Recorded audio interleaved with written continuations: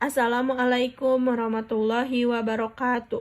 Perkenalkan, nama saya Kania Febrinia Mulyani, semester 3 non-reguler dengan NPM 74/2012-1177 dengan dosen Profesor Hajah Heni Nuraini SHMH dan asisten dosen Dr. Muhammad Rendi Aridayandi SHMH. Di sini saya akan mereview materi hukum pidana lanjutan pertemuan ke-10 tentang pengulangan tindak pidana atau residif. Seseorang yang melakukan tindak pidana dan telah dijatuhi hukuman pidana dengan suatu putusan atau vonis dari hakim yang telah mempunyai kekuatan hukum tetap kemudian melakukan lagi suatu tindak pidana. Jadi hampir sama dengan konsensus realis, yaitu melakukan lebih dari satu tindak pidana. Perbedaannya adalah dalam residif telah ada putusan atau vonis hakim yang mempunyai kekuatan hukum, tetapi hukum yang tetap yang berupa pemidaan terhadap tindak pidana sebelumnya, sedangkan dalam konsensus realis itu belum ada putusan vonis dari hakim. Residif adalah alasan untuk pemberatan pidana. Pembagian pengulangan atau residif itu ada dua, yaitu residif umum atau Allgemein-Stelsel residif, yaitu semua pelanggaran terhadap jenis tindak pidana apapun dan dilakukan dalam waktu kapan saja. Pengulangan merupakan alasan pemberatan, jadi tidak diisyaratkan jenis tindak pidana yang dilakukan maupun tenggang waktu pengulangan. Dengan demikian tidak dikenal daluarsa. Desidif atau pengulangan jenis umum ini tidak dikenal dalam KUHP.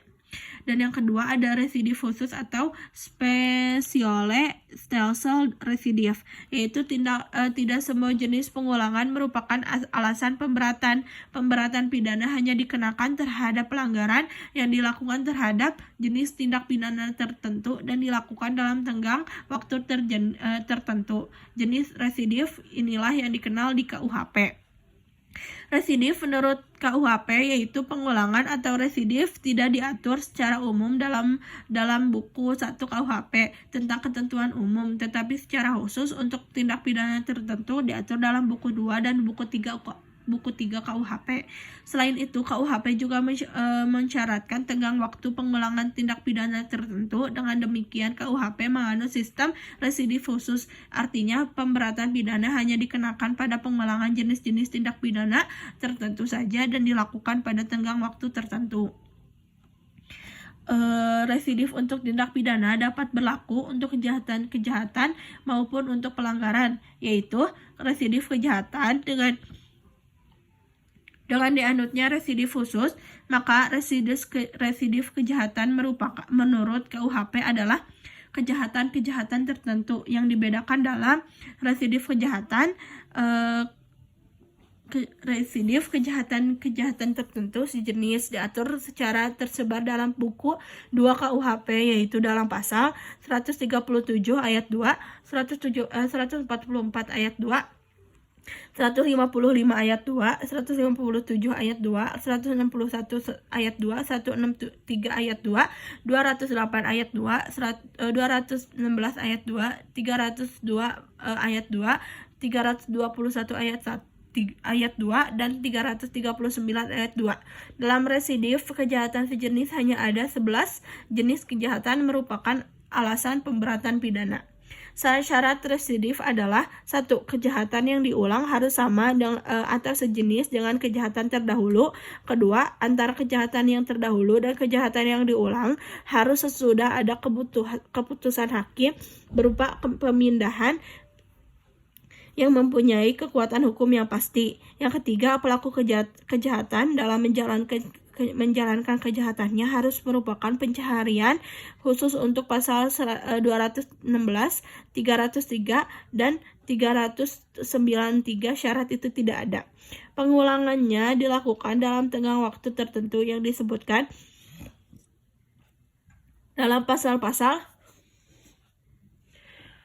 2 tahun sejak adanya keputusan hakim yang pasti atau tetap, pasal 137, 144, 203, 208, 216, 303 bis, dan 321 KUHP.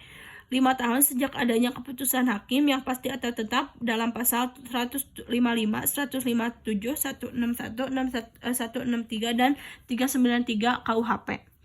Tidak ada residif apabila keputusan hakim tidak berupa pemidaan, melainkan firij pembebasan dari segala tuntutan dan pelepasan dari segala tuntutan, yaitu aanslag van alle rechtvervolging. Keputusan atau vonis hakim masih dapat berubah dengan adanya upaya-upaya hukum yang berlaku atau banding dan kasasi. Keputusan hakim yang berupa penetapan atau hiking, misalnya satu, keputusan yang menyatakan tidak berwenangnya hakim untuk memeriksa perkara tersebut. Dua, keputusan tentang tidak diterimanya tuntutan JPU karena tidak ada atau tidak melakukan kesalahan. Tiga, tidak diterimanya perkara karena penuntutan tersebut sudah daluarsa. Yang perlu diperhatikan adalah bahwa saat pengulangan dihitung sejak adanya keputusan hakim yang berkekuatan tetap, jadi tidak disyaratkan adalah apakah jenis pidana yang dijatuhkan oleh hakim sebelumnya, dan juga tidak diisyaratkan apakah pidana yang dijatuhkan itu sudah dijalankan atau belum, baik untuk sebagian ataupun seluruhnya. Pengenaan pemberatan pidana atau residif kejahatan sejenis ini berbeda-beda, yaitu satu, dapat diberikan pidana tambahan berupa pelanggaran atau pencabutan hak yang menjalankan mata pencahariannya. Dua, pidana dapat ditambah dilipat 2 kali, yaitu khusus untuk pasal 393, yaitu dari 4 bulan 2 minggu menjadi 9 bulan penjara. Sekian review materi hukum pidana pertemuan ke-10. Saya akan langsung lanjut untuk mereview jurnal dengan kasus pidana pencucian uang. Link jurnal https journal.uai.ic.id /indeks.php JMIH artikel view 746. Dalam kasus suap proyek pembangunan jalan di Maluku yang merupakan program aspirasi anggota Komisi 5 DPR RI, terdapat 3 pejabat Kementerian Pekerjaan Umum dan Perumahan Rakyat yang dapat terjerat tindak pidana pencucian uang. Ketiga pejabat tersebut menyembunyikan atau menyamarkan asal-usul uang tersebut.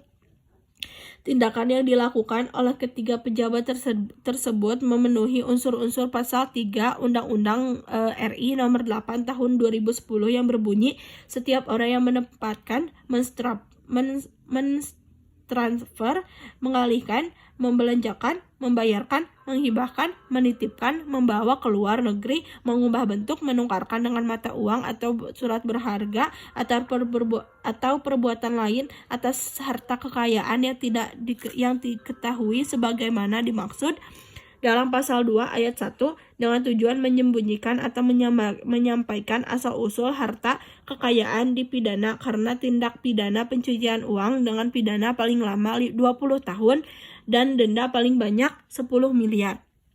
Sekian review materi hukum pidana lanjutan dan review kasus hukum pidana lanjutan. Kurang dan lebihnya mohon dimaafkan. Wassalamualaikum warahmatullahi wabarakatuh.